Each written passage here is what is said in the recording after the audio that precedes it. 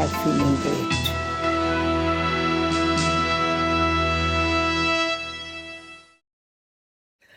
Hello and welcome back to the Power of Silence on Light of Knowledge. It has been said that there is a silence in each one of us, a silence as vast as the universe. And when we experience that silence, we remember who we are. In light of this statement, today we bring to you some profound quotes from the website, losing.We. This website is meant for those of us who are not able to attend the silence retreats in person, so we can take advantage of these retreats online. Sister Guddi is with us today, and she's going to explain the in-depth meaning of these quotes. We'll take one quote at a time, and then she'll explain that to us. Welcome, Sister Guddi. Om Shanti. We're going to take a look at the slides, and we can go into an in-depth discussion of those slides. As I understand, the topic for these online retreats is solutions based on tangent-free silence with the One. That itself is a very powerful statement. And I was kind of wondering if we could start off with that, if you could explain what that means, and then we'll take one quote at a time. In my experience, the subtle link between the human soul and the supreme immaterial soul, when it is deep enough, it provides solutions in situations in which we don't know how to proceed. In any kind of moment, in any kind of situation, not only concerning science and inventions, this refers to any situation of life. Has that been your experience? Yes. That where you have come at a dead end, if I may? You know, sometimes in life we come to a dead end. We don't have solutions and we don't know which way to go. So you have had that experience in your life where you just link with the One and those solutions come to you. Yes. Okay, that's very beautiful. Let's take a look at the first slide now. The One's immortal logic consists of His silent, almighty, benevolent light, God's perfect vibration that only can perceive perfection in His human soul children. This statement tells me God always looks at us as His perfect children. How do we get that quality from God?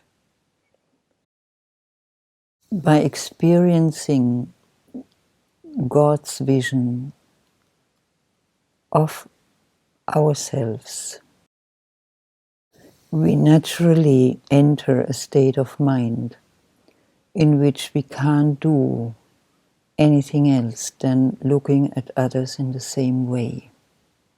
It's a natural process that happens, but we have to allow it to happen. Could you please explain that one more time? Once God's perfect vision has fallen on an individual, it experiences its perfect identity, which releases a vision of others that is similar to God's vision. And this is a natural process that happens once we have experienced our own perfection. Okay. I understand. So when I experience God's vision and I see myself as a perfect person, automatically I will see everyone else around me as the perfect individual that they are. Yes. Okay, that's very beautiful. If we can move on to our next slide. When we go beyond the perceptions of empirical science, we enter mystical silence, and we understand that reality is not limited to physical matter. Okay, here the word that caught my attention was mystical silence. So if you could please elaborate on that. This is actually a notion that Armin Rizi has chosen, who spoke these words, and it refers to the difference between empirical science that measures matter and claims to give experiences, and he says mystical silence, which is a silence or an energy felt beyond the attachment to our sense organs, which then provides the experience of soul silence that is immaterial. And there he refers to a fact that all religions have recognized, but the origin of this is the very root of the one's existence as an immaterial, ever immortal being that links with us, the human souls, who are equal to him. Okay, that was really beautiful. If we can take a look at the next slide. Withdraw from all sense organs and feel yourself, the soul between the two parts of the brain, a tiny dot of supernatural light. In this stage, we are open to receive the stream of perfect, immaterial light of the Supreme Soul, another dot of light from far beyond this world, who can visit us, the human souls. There's a statement here that says, He visits us. So if you could please talk about that as well. The immaterial identity of the One is clear to us, isn't it? So immaterial is referring to something that is not made up of this world? Yes. Okay. And that has no attachment to any particle of this material world. Okay. No, it may be giving vibrations to material atoms, but it never combines with material atoms. Okay, let me try to understand this. It gives vibration and energy and light to the material particles, but it never combines with them. Yes. That's very beautiful, yeah. Yes. So the fact that in various scriptures and nowadays scientific findings, they have said that in small material particles, God would be present as an immaterial part. This has to be rectified very clearly, because God never enters material atoms. Actually, you know what? It's very interesting you said that, because the common notion, at least here in India, is that God is in all of us. You know, God is in all of us. And from what you're saying, it sounds like God is not in us, but He's able to visit us. Now, what does that mean? We are immaterial. We human souls are immaterial. We are sitting between the two parts of the brain. Okay.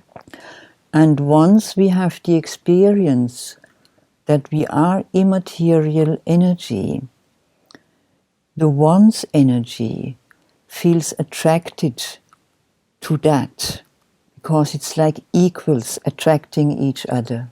This is not the case with material atoms, because material atoms are matter.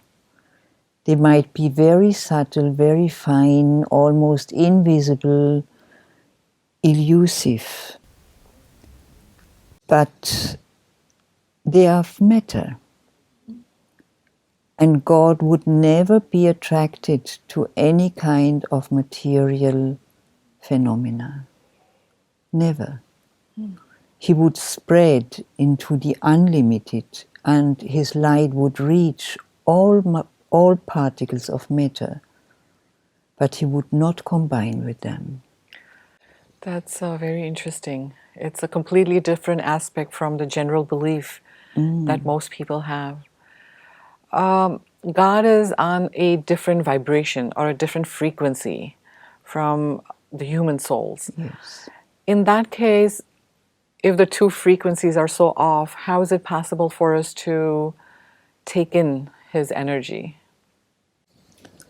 It is only possible when the human soul has become aware of being immaterial energy.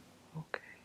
This awareness is the basis of attracting God's energy and making it conscious to us that it spreads to His soul children naturally and in an inexhaustible way. When you say inexhaustible, you're referring to the source. The source Yes. is always inexhaustible. Yes. Okay, so if we have to just shift our consciousness from this body to the knowledge that we ourselves are immaterial souls, and if we have that shift in consciousness, then we can be on the same frequency as the Supreme Soul and then take in His energy. Otherwise we search. Right, right. Can we take a look at the next slide? Sure. Don't think too much about the universe, but the one beyond it, the one who transforms all substances into their complete true quality automatically, because His energy is always free from all experiences of the senses. Scientific findings will be more reliable and successful when we withdraw from the senses and link with the Supreme, the Truth.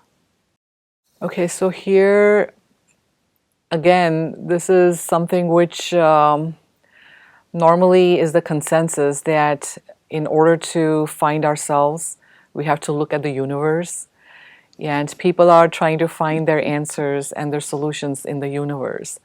But again, what I heard you say here is that don't worry too much about the universe, let it be. Just focus on the one and you'll get your answers. Is that true? Absolutely. Because the universe is dependent on the one and us. That's right.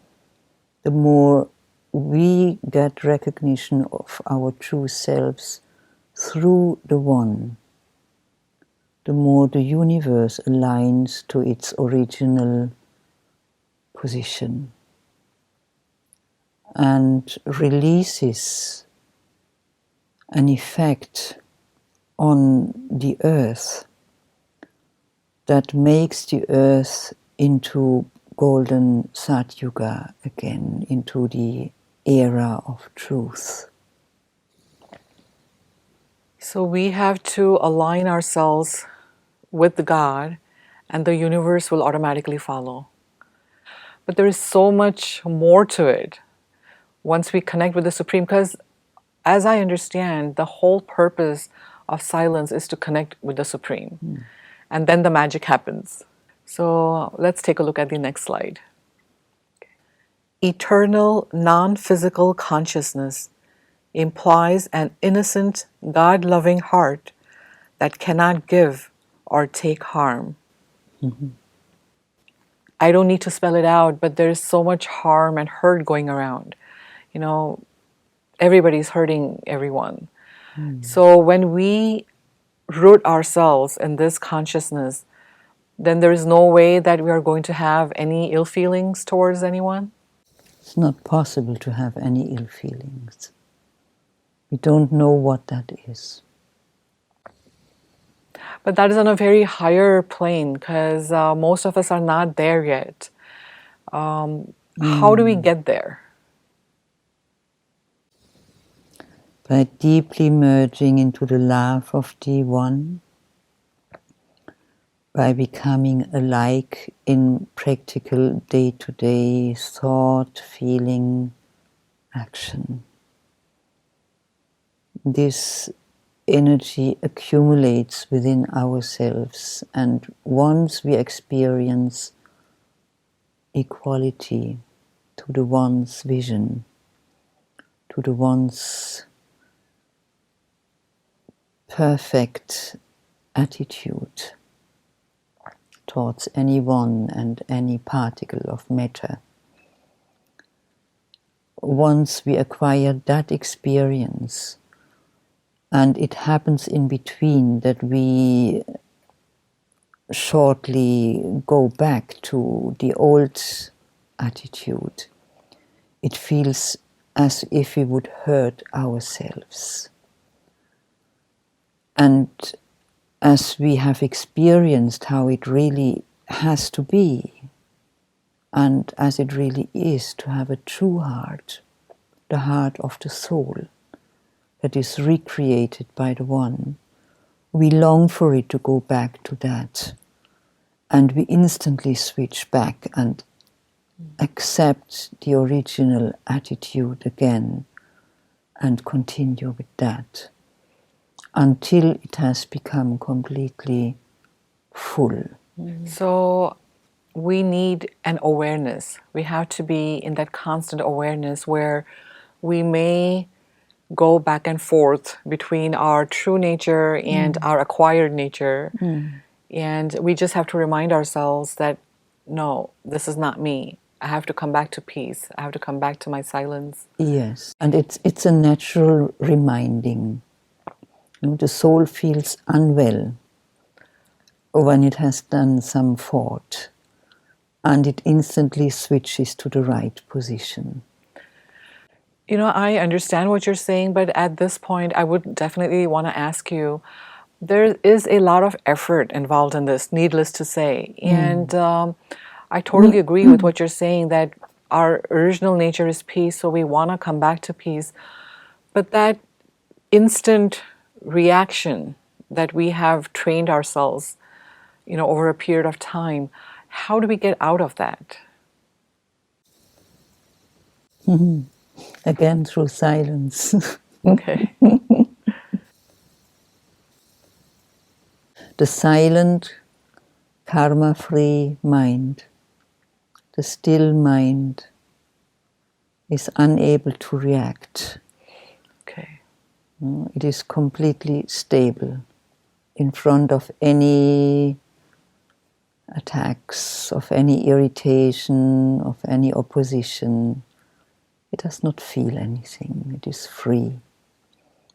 So the more we practice this thoughtless, karma-free silence and accumulate this energy that is in the One permanently, eternally, the more we become free from the slightest bit of reaction. And we rather turn the attitude of the others that is wrong into the right one. Okay, so now we are trying to understand the power of silence, and I hope you're getting a deeper sense of it, where the power of silence can not only help us, but it can also help the people around us, because it's so powerful and intense that the vibrations are automatically going to spread around. Sister, we've had such a beautiful discussion, and I wish we could continue, but we do have time constraints, and hopefully, if time permits, if your schedule permits, if you can come back with us and we can discuss them further.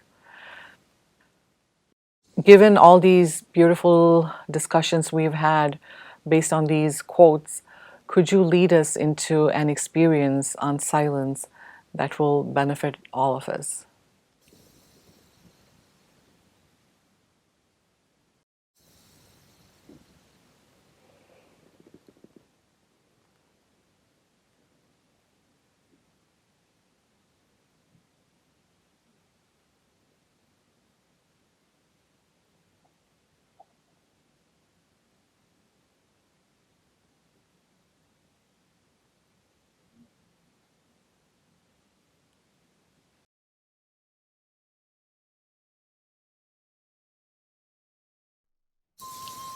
I am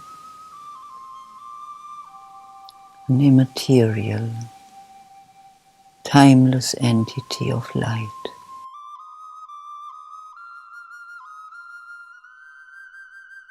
Between the two parts of the brain.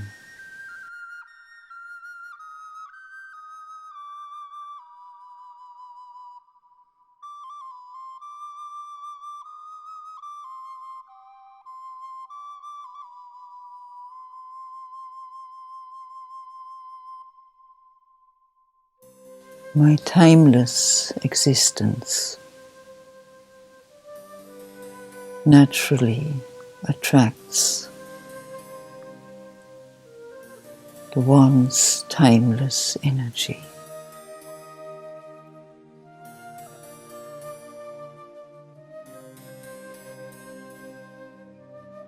Both can't be seen with physical eyes,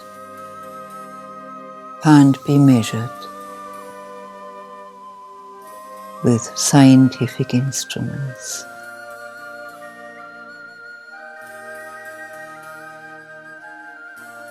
No time has no response in any material field of this world.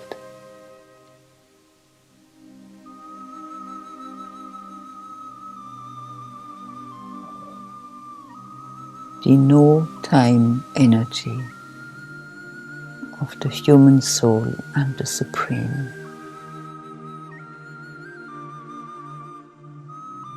is rather able to provide solutions in all the systems of time than being measured by them.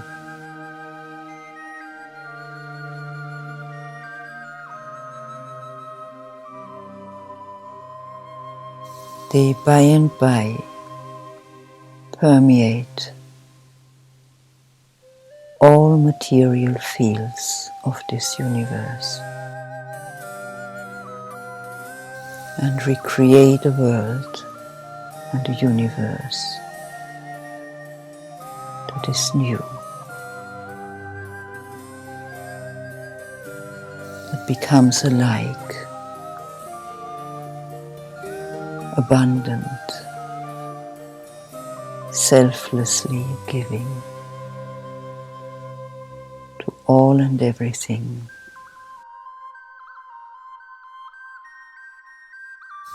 This is and will be forever the nature of the One, my nature and the nature of all creation.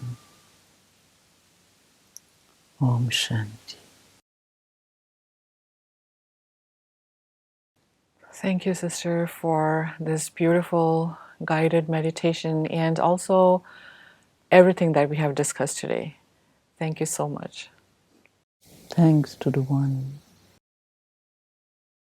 I'm sure all of you out there watching this episode have experienced the deep silence, and hopefully, this episode has shed some light on our understanding of silence.